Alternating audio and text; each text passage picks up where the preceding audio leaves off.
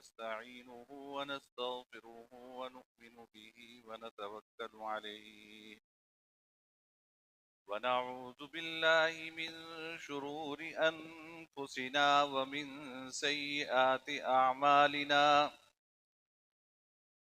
من يهده الله فلا مضل له ومن يضلله فلا هادي له ونشهد أن لا إله إلا الله ونشهد أن سيدنا وسندنا وحبيبنا ومولانا محمدا عبده ورسوله صلى الله تعالى عليه وعلى آله وصحبه أجمعين أما بعد فأعوذ بالله من الشيطان الرجيم بسم الله الرحمن الرحيم وَلِتُكَبِّرُوا اللَّهَ عَلَى مَا هَدَاكُمْ وَلَعَلَّكُمْ تَشْكُرُونَ۔ برادران عزیز، بزرگان محترم، اللہ رب العزت کا جتنا شکر ادا کیا جائے کم ہے کہ اللہ تعالیٰ نے رمضان المبارک کے اختتام کے بعد ہمیں یہ عید کی سعادت نصیب فرمائی اور آج ہم عید کے اجتماع میں یہاں جمع ہیں۔ دیکھیے اللہ تعالیٰ نے ہر انسان کی فطرت میں یہ بات رکھی ہے کہ وہ یکسانیت سے اکتا جاتا ہے۔ یہ انسانی فطرت ہے کہ آپ کا ایک روٹین ہو اور وہ یکسانیت کے ساتھ چلا جا رہا ہو تو آدمی اس سے اکتا جاتا ہے اور وہ چاہتا ہے کہ تھوڑا سا جو معمول ہے اس سے ہٹ کر میں اپنی کچھ زندگی گزاروں۔ ایک روٹین چلا آ رہا ہے، اس کی خواہش ہوتی ہے کہ کوئی تہوار آ جائے جس میں تھوڑا سا میں تفریح کروں، خوشی مناؤں، پھر میرا ذہن دوبارہ تر و تازہ ہو جائے تو میں پھر دوبارہ اپنے کاموں میں لگ جاؤں۔ یہ انسانی فطرت ہے، انسانی مزاج ہے، اور انسان اپنے اس مزاج کی تسکین کے لیے ہمیشہ سے تہوار مناتا چلا آیا ہے۔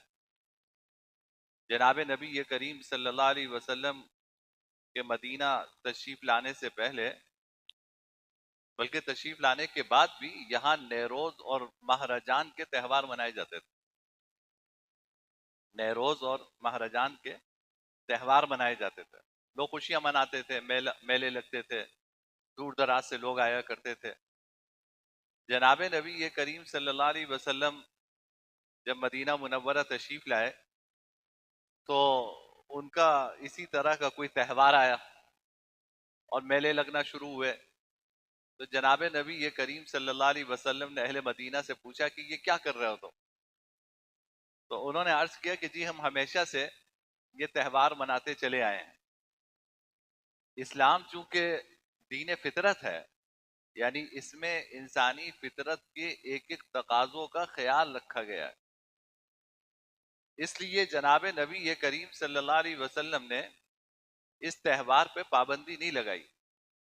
فرمایا کہ تہوار تو مناؤ، لیکن فرمایا کہ لِكُلِّ يَوْمٍ عید وَهَذَا عِيدُنَا، فرمایا کہ جو تمہارے دو تہوار ہیں نیروز اور مہرجان، اللہ تعالیٰ نے اس کی جگہ تمہیں عید الفطر اور عید الاضحیٰ کے تہوار دیے، تو تم بجائے اس کے کہ نیروز اور مہرجان مناؤ، تم عید الفطر کا تہوار مناؤ، عید الاضحیٰ کا تہوار مناؤ، اس میں اپنی خوشی کا اظہار کرو، نئے کپڑے پہنو، اور جو خوشی کا مناسب انداز میں اظہار ہو سکتا ہے تم وہ کرو۔ تو زمانے جاہلیت میں جو جو خوشیوں کے تہوار منائے جاتے تھے، اسلام نے اس کے متبادل کے طور پہ عید الفطر اور عید الاضحیٰ کے تہوار، اور غور کرنے کی بات یہ ہے کہ ان دونوں تہواروں کو شریعت نے عبادت سے جوڑا ہے اور عمل سے جوڑا ہے. یعنی عیسائی اپنا تہوار مناتے ہیں، وہ کرسمس مناتے ہیں، وہ کہتے ہیں کہ 25 دسمبر کو حضرت عیسیٰ علیہ الصلاۃ والسلام کی پیدائش ہوئی تھی، تو وہ اس پیدائش کی خوشی میں اپنا تہوار مناتے ہیں. یہودی اس دن تہوار مناتے ہیں جس دن ان کا خیال یہ ہے کہ حضرت موسیٰ علیہ الصلاۃ والسلام اور بنی اسرائیل کو فرعون سے نجات ملی تھی، تو وہ اس نسبت سے تہوار مناتے ہیں.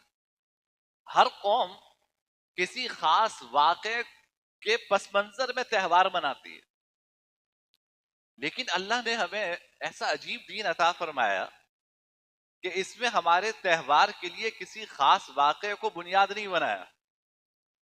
بھائی اگر کوئی خاص واقعہ تہوار کی بنیاد ہوتا تو میں سمجھتا ہوں کہ آقائے دو جہاں جناب نبی کریم سرور دو عالم صلی اللہ علیہ وسلم کی اس دنیا میں آمد سے بڑھ کر کوئی واقع نہیں ہو سکتا.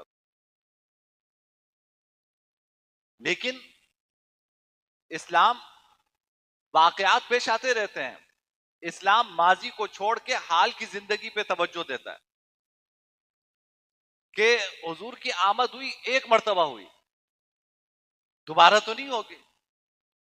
مکہ فتح ہوا، اور اگر کہا جائے کہ تہوار منانا چاہیے کسی واقعے کی بنیاد پہ، تو فتح مکہ سے بڑھ کر کیا موقع ہوگا کہ وہ مکہ جہاں سے جناب نبی کریم صلی اللہ علیہ وسلم کو اپنا گھر بار چھوڑ کر جان بچا کر مدینہ جانا پڑا.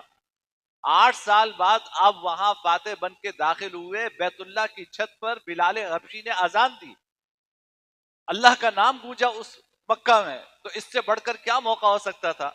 لیکن ہمیں تہوار کے لیے فتح مکہ کا دن بھی نہیں دیا، ہمیں حضور کی پیدائش کا دن بھی نہیں دیا، ہمیں تہوار کا دن عید الفطر اور عید الاضحیٰ کا دیا. اب آپ غور کیجئے کہ عید الفطر ہم کب منا رہے ہیں؟ ہم رمضان کے روزوں سے فارغ ہوئے ہیں، ہم نے ایک عمل کیا ہے، بے شک ہمارا عمل ناقص ہے، ہمارے عمل میں کوتاہی ہے، کمی بیشی ہے، سب کچھ ہے، اللہ کی بارگاہ کے شایان شان نہیں ہے، لیکن اللہ نے توفیق دی اس عمل کی. ہم نے روزے رکھے، تراویح پڑھی، قرآن کریم سے تعلق اپنا بڑھایا. اب اس کے اختتام پر ہمیں کہا جا رہا ہے کہ خوشی مناؤ. عید الاضحیٰ کا موقع وہ موقع ہے کہ جب مسلمانان عالم حج کی عبادت سے فارغ ہوتے ہیں، اور حج کی عبادت سے فارغ ہو کر ہمیں کہا جا رہا ہے کہ اب تمہیں حق ہے کہ ہم اب خوشی مناؤ اور عید الاضحیٰ مناؤ. اس میں زبردست پیغام ہے ہمارے لیے. پیغام یہ ہے کہ اسلام ایک زندہ جاوید مذہب ہے. ماضی سے سبق ضرور سیکھنا چاہیے، لیکن ماضی سے سبق سیکھ کر اصل کام اپنے حال کو بہتر بنانا ہے. اگر آپ ماضی کے واقعات میں ہی پڑے رہیں گے تو کیا ہمارے آباء و اجداد نے جو فتوحات کی تھی تو کیا آج ہم یہ ذلت اٹھا رہے ہوتے جو جس ذلت کا ہمیں سامنا ہے؟ ماضی تو ہمارا بڑا تابناک تھا، ماضی تو ہمارا بڑا روشن تھا، لیکن آج جس ذلت کا ہمیں سامنا ہے ہمیں وہ ذلت نہ ملتی اگر ماضی کافی ہوتا، ماضی کے واقعات کافی ہوتے. ہمیں ہماری شریعت یہ تعلیم دے رہی ہے کہ ماضی کے واقعات ٹھیک ہے اپنی جگہ پیش آئے ہیں، بہت بڑے بڑے واقعات تمہاری زندگیوں میں پیش آئے ہیں، ان سے سبق بھی لو، لیکن اصل فکر اپنے حال کی کرو. تمہارا حال صحیح ہے تو یہی حال تمہارا ماضی بنے گا، اگر تمہارا حال صحیح نہیں ہے تو یہی حال تمہارا بدترین ماضی بنے گا. تو اس لیے ہمارے تہواروں کو ہماری شریعت نے اعمال سے وابستہ کیا ہے، اور توجہ اس بات کی طرف دلائی ہے کہ دیکھو اسلام حسب و نسب کا نام نہیں ہے. ان اکرمکم عند اللہ اتقاکم، اللہ نے کسی گورے کو کالے پہ فضیلت نہیں دی، اللہ نے عرب کو عجم پہ فضیلت نہیں دی، اللہ نے قریش کو غیر قریش پہ فضیلت نہیں دی. اللہ نے اگر فضیلت دی ہے تو وہ تقوی کی بنیاد پہ دی ہے. تم میں سے جس کا عمل سب سے زیادہ اچھا ہوگا اللہ کے ہاں وہ سب سے معزز ہوگا. اور آپ ذرا دیکھیے جناب نبی کریم صلی اللہ علیہ وسلم فاتح بن کر جب مکہ تشریف لائے تو بیت اللہ کی چابی آپ کے حوالے کی گئی، آپ کے لیے بیت اللہ کا دروازہ کھولا گیا، بیت اللہ میں آپ تشریف لے جا رہے ہیں فاتح بن کر، آپ کے ساتھ کون ہے؟ دو لوگ آپ کے ساتھ گئے ہیں، عجیب سبق ہے اس کے اندر، دو لوگ آپ کے ساتھ گئے ہیں، ایک بلال حبشی اور ایک حضرت اسامہ۔ بلال حبشی حبشہ کے غلام جن کو حضرت ابوبکر صدیق نے خرید کے آزاد کیا، اور دوسرے اسامہ جن کے والد زید بن حارثہ غلام تھے،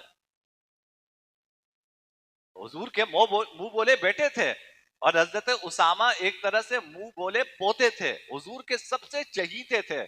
حضرات صحابہ کرام کو جب کوئی بات منوانی ہوتی نا تو حضرت اسامہ کو آگے کرتے تھے، لیکن بیت اللہ میں داخل ہو رہے تو بکر صدیق ساتھ نہیں ہے، عمر فاروق ساتھ نہیں ہے، علی مرتضی ساتھ نہیں ہے، عثمان غنی ساتھ نہیں ہے، قریش کے بڑے بڑے آیان و سردار ساتھ نہیں ہیں، آپ کے ساتھ بیت اللہ میں قدم رکھنے والے بلال حبشی ہیں، بیت اللہ میں قدم رکھنے والے اسامہ بن زید ہیں، کہ باہر نکلنے کے بعد ان دونوں کی لوگ منت سماجت کرتے تھے کہ ہمیں بتاؤ کہ حضور نے اندر جا کے کیا کیا، یعنی بیت اللہ کے اندر جا کر جو آپ کا عمل ہے وہ اس امت کو دو غلاموں نے بتایا، غلام نے اور غلام زادے نے بتایا۔ کیا سبق دیا اس کے اندر کہ دیکھو اسلام رنگ و نسل کا نام نہیں ہے،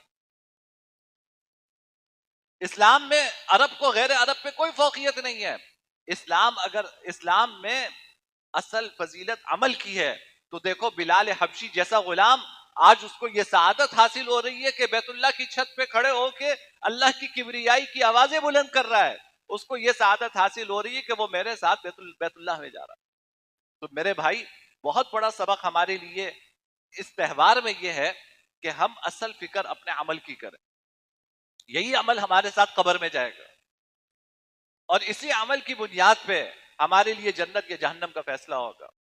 رمضان المبارک میں اللہ تعالیٰ نے ہمیں جن اعمال کی توفیق عطا فرمائی ہے، اب رمضان کے بعد کے جو ایام ہیں ہمیں یہ اعمال کا سبق بھولنا نہیں چاہیے۔ آپ کو تقوی کی مشق کروائی، کھانا ہوتے ہوئے بھی آپ سے کہا کہ نہ کھاؤ، پانی ہوتے ہوئے بھی آپ کو مشق کروائی کہ پانی کی طرف ہاتھ نہ بڑھاؤ، یہاں تک کہ تنہائی میں کتنے ایسے مواقع میسر آئے کہ آپ کھانا چاہتے پینا چاہتے تو کوئی آپ کو دیکھنے والا نہیں تھا، لیکن یہ آپ کو مشق کروائی گئی کہ دیکھو جب اللہ رب العزت کا حکم آ جائے تو اس کے سامنے سر جھکانا، حلال چیزیں چھڑوائی گئی ہم سے۔ تو میرے بھائی اس میں سبق یہ ہے کہ آگے کی زندگی میں اللہ کے حکم کو پیش نظر رکھیں، ہر وقت ہمارے دل میں اللہ رب العزت کا دھیان رہے کہ میرا اللہ مجھے دیکھ رہا ہے، کوئی نہیں دیکھ رہا، اللہ دیکھ رہا ہے۔ جب یہ دھیان ہمارے دلوں میں بیٹھے گا تو انشاءاللہ ہمارے اعمال بہتر ہوں گے، اور ہمارے دلوں میں خوف خدا ہوگا تو ہم اللہ تعالیٰ کی نافرمانی اور گناہوں سے بچ سکے۔ آپ کو روزہ رکھوا کر بھوکا رکھا گیا، آپ کو یہ سکھایا گیا کہ ذرا سوچو کہ جس گھر میں فاقے ہوتے ہیں اس کے اوپر کیا گزرتی ہے، جس کو کھانا نہیں ملتا اس کے بچوں کا کیا حال ہوتا ہے۔ تو اب اس سے سبق سیکھنے کا تقاضا یہ ہے کہ ہم اپنی آئندہ کی زندگی میں غریبوں کا خیال رکھیں، ضرورت مندوں کا خیال رکھیں۔ اندازہ ہو گیا نا کہ بھوک کیا ہوتی ہے، اندازہ ہو گیا پیاس کیا ہوتی ہے، تو جو لوگ جن کو کھانا میسر نہیں ہے، دو وقت کی روٹی میسر نہیں ہے، ہم اپنی آئندہ زندگی میں انہیں نہ بھولیں۔ آپ دیکھیے کتنا بڑا سبق ہمیں صدقہ فطر کے عنوان سے دیا گیا ہے کہ بھائی ہر صاحب نصاب جس کے پاس 5 لاکھ یا اس کی مالیت کے برابر رقم ہے، یا سونا ہے یا چاندی ہے، اس کے اوپر اپنی طرف سے بھی صدقہ فطر واجب ہے، اور اپنی نابالغ اولاد کی طرف سے بھی صدقہ فطر واجب ہے۔ تو اس پہ کیا فلسفہ ہے؟ فلسفہ یہی ہے کہ دیکھو تم عید منانے جا رہے ہو تو پہلے صدقہ فطر ادا کرو، تاکہ جو لوگ صاحب استطاعت نہیں ہیں وہ بھی اس خوشی میں تمہارے ساتھ شریک ہو سکے۔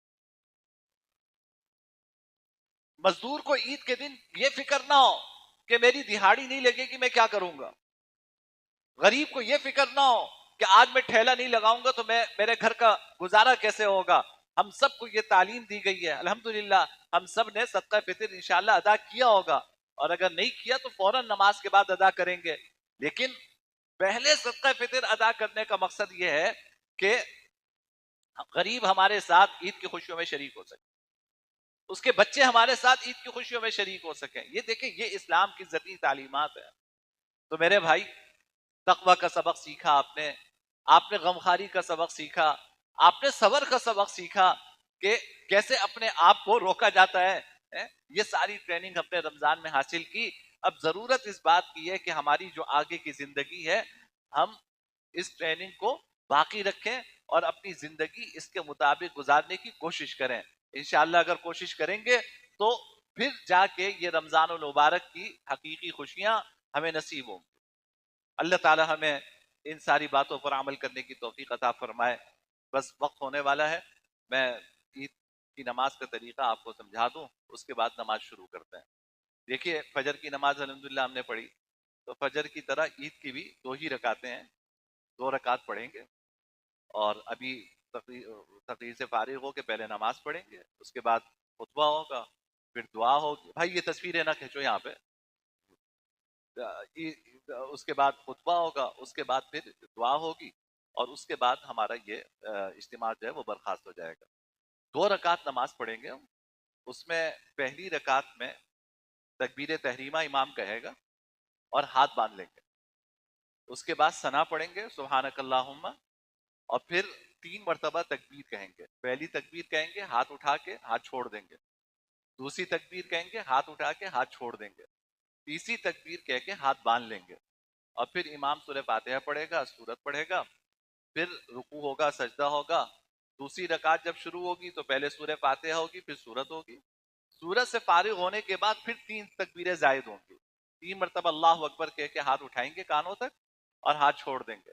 چوتھی تکبیر کہہ کے رکوع میں جائیں گے, اور اس کے بعد بقیہ نماز عام نمازوں کی طرح مکمل ہوگی. تو یہ عید کی نماز کا طریقہ ذہن میں رکھیے گا. اگر کوئی غلطی ہو بھی گئی تو عید کی نماز میں سجدہ سہو نہیں کیا جاتا, تو آپ کی نماز ہو جائے گی, آپ پریشان نہیں ہوئیے گا. اب نماز کی تیاری کر لیں, وقت ہو چکا ہے. اور نماز کے بعد پھر خطبہ ہے, خطبہ سننا بھی عید کا یہ بھی واجب ہے.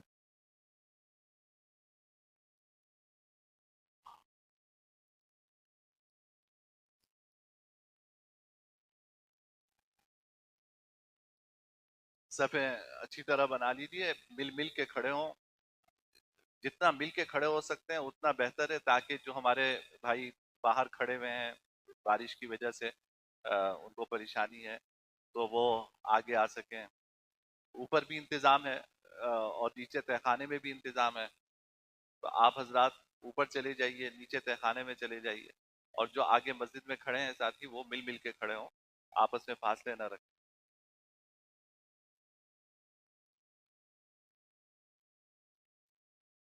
نماز شروع ہو رہی ہے.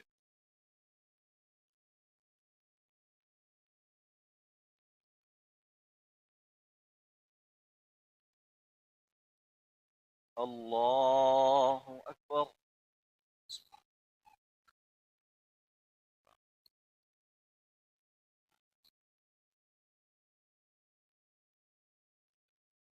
اللہ اکبر. اللہ اکبر. اللہ اکبر. الحمد لله رب العالمين الرحمن الرحيم مالك يوم الدين إياك نعبد وإياك نستعين اهدنا الصراط المستقيم صراط الذين أنعمت عليهم غير المغضوب عليهم ولا الضالين.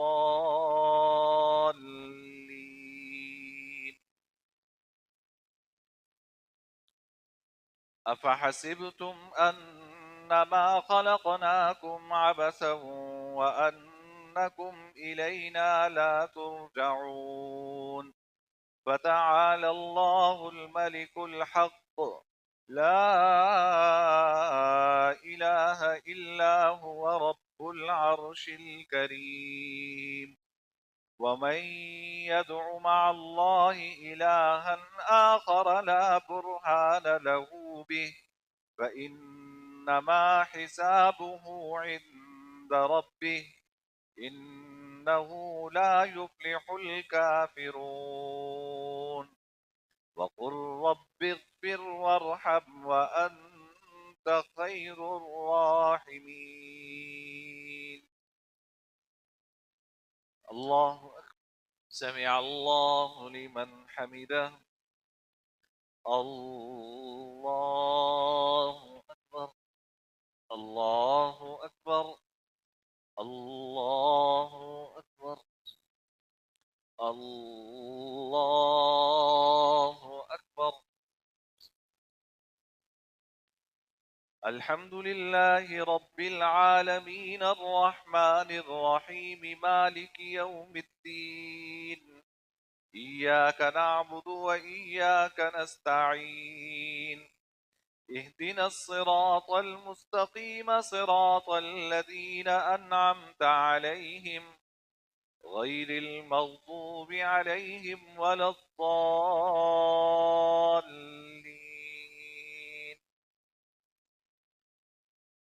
هو الله الذي لا إله إلا هو عالم الغيب والشهادة هو الرحمن الرحيم.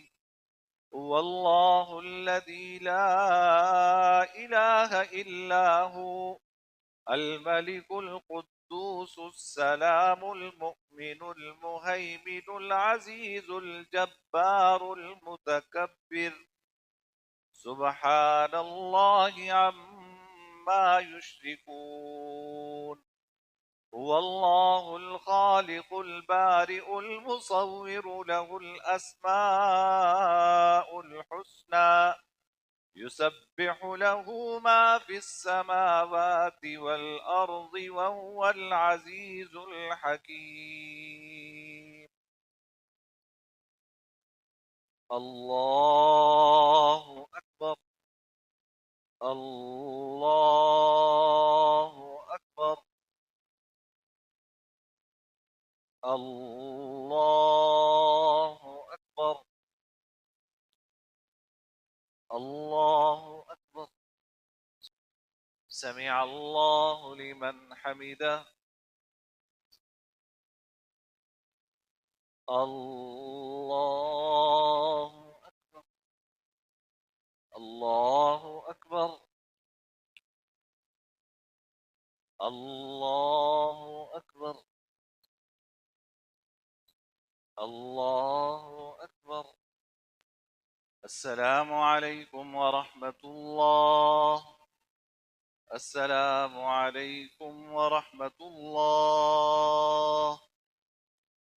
اللہ اکبر اللہ اکبر لا الہ الا اللہ اللہ. تو دعا کی قبولیت کا وقت ہے، ابھی دعا فرما لیں.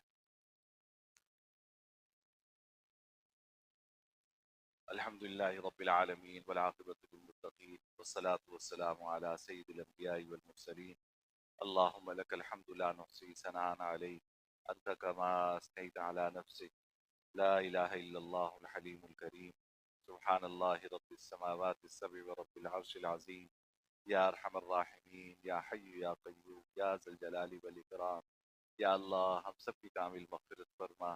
یا اللہ ہمارے گناہوں کو معاف فرما. یا اللہ رمضان المبارک میں آپ نے تھوڑی بہت عبادت کی جو توفیق عطا فرمائی ہے، یا اللہ یہ آپ کی بارگاہ کے شائع نشان تو نہیں ہے. یا اللہ آپ اپنا کرم فرما کر اسے قبول فرما لیں. یا اللہ اپنا کرم فرما کے اسے قبول فرما لیں. یا اللہ اپنا کرم فرما کے اسے قبول فرما لیں. یا اللہ یا رحمان ہم سب کی کامل مغفرت فرما.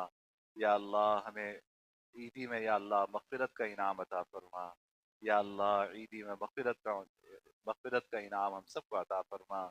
یا ارحم الراحمین ہمارے والدین کی مغفرت فرما.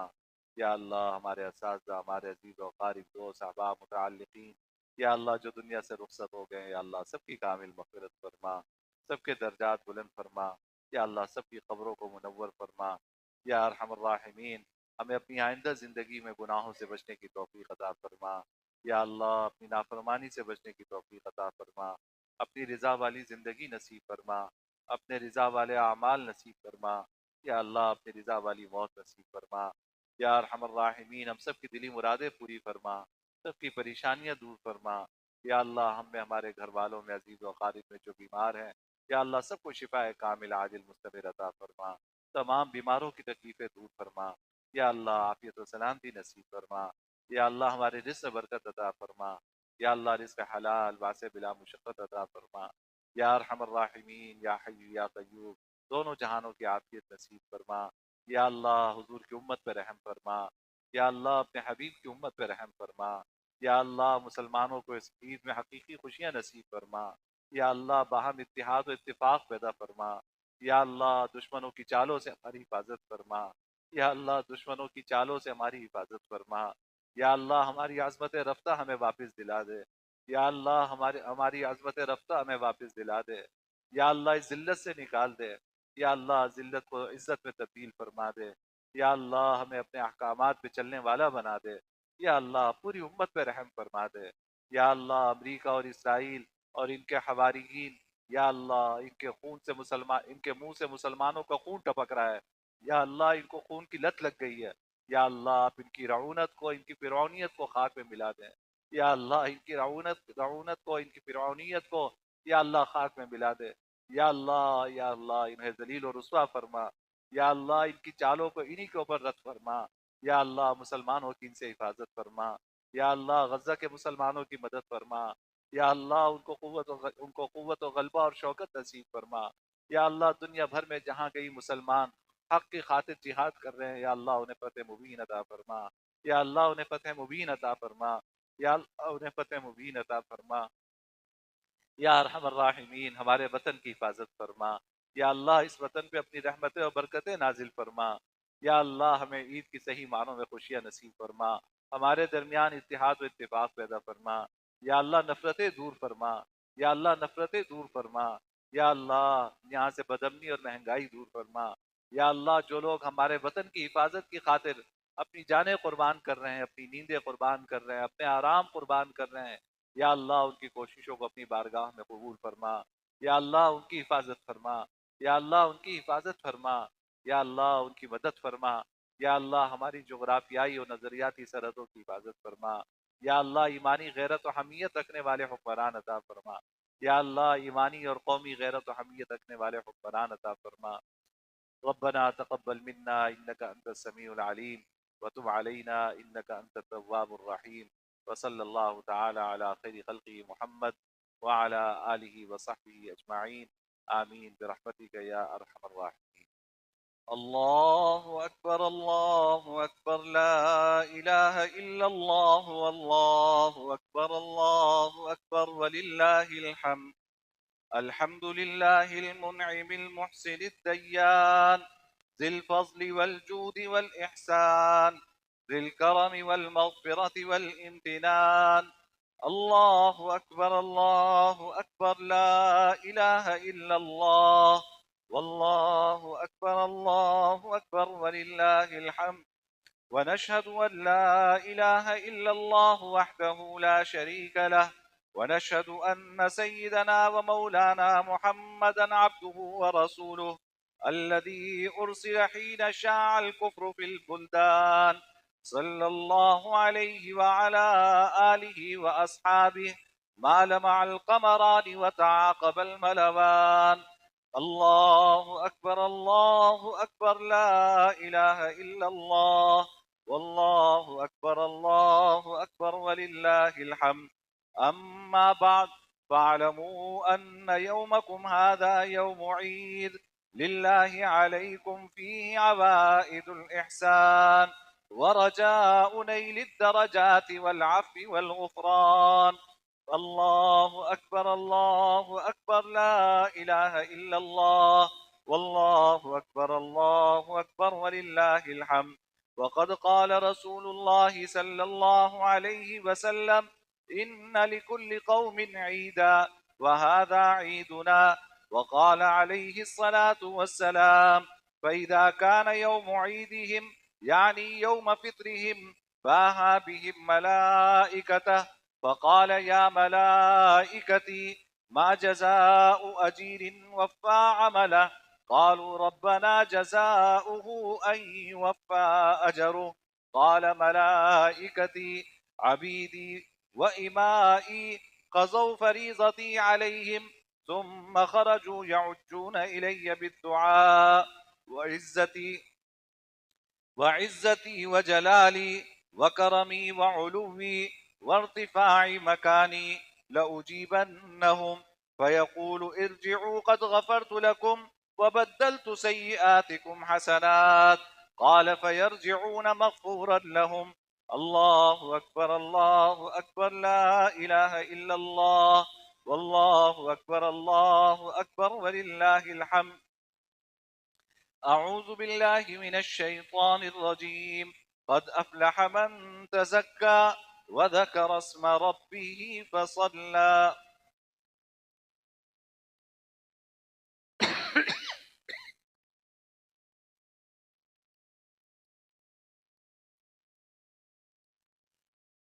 الله أكبر الله أكبر لا إله إلا الله والله أكبر الله أكبر ولله الحمد الحمد لله يستعينه وأستغفره ونعوذ بالله من شرور أنفسنا من يهد الله فلا مضل له ومن يضلل فلا هادي له الله أكبر الله أكبر لا إله إلا الله والله أكبر الله أكبر ولله الحمد وأشهد أن محمدا عبده ورسوله أرسله بالحق بشيرا ونذيرا بين يدي الساعة من يطع الله ورسوله فقد رشد ومن يعصهما فإنه لا يضر إلا نفسه ولا يضر الله شيئا الله أكبر الله أكبر لا إله إلا الله والله أكبر الله أكبر ولله الحمد